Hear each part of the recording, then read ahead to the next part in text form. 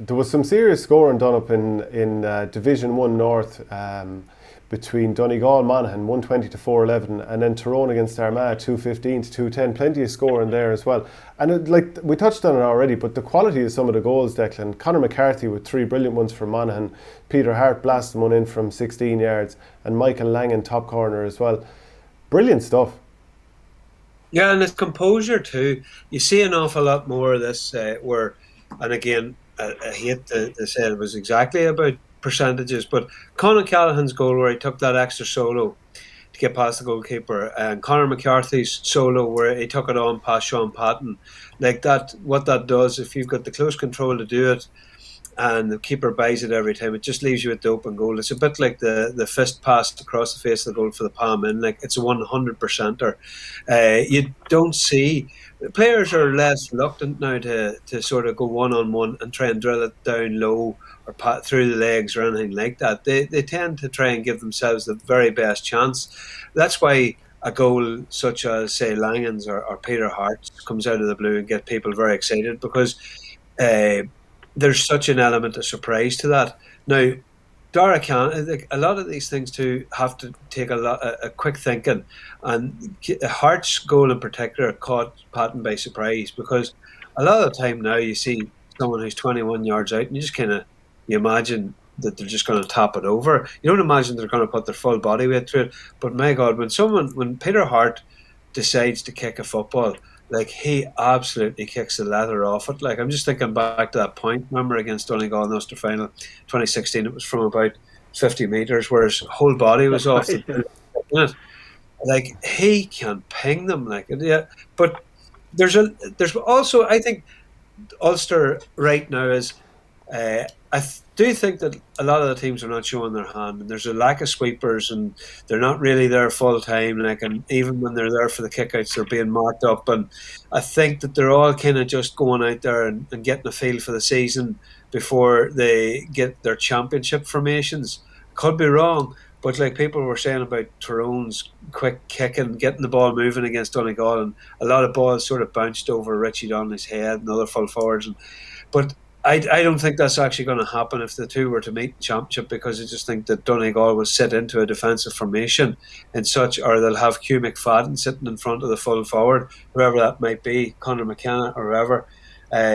But right now, it's very entertaining. It's all helter skelter, and Armagh are another side that have, so happy to see them on Saturday night. Like they are really fair, just tiny bit of bad luck and a lack of fresh legs to bring on because of the substitute row. But I look, it's all happening up north like at the moment. It is, John. And like, do you take too much out of those games? I know you saw some of the Ulster clashes over the weekend.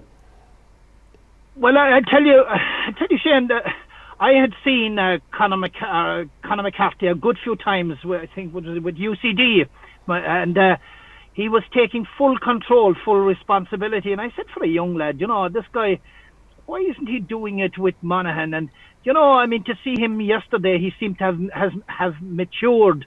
And as Declan has pointed out, he seemed to show that beautiful composure. Composure is something that a player learns and acquires, and it takes a bit of time.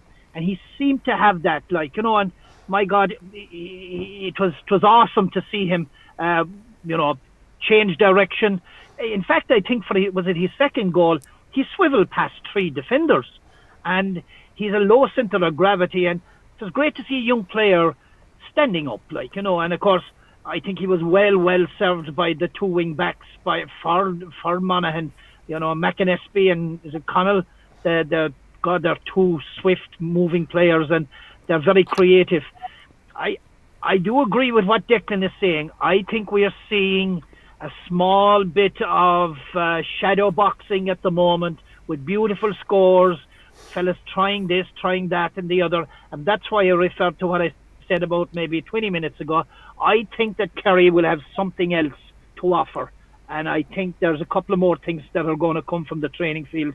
Hopefully, that will shore up the defence, and I think that so will Donegal, no doubt about it. And I think that's what you're referring to, Declan.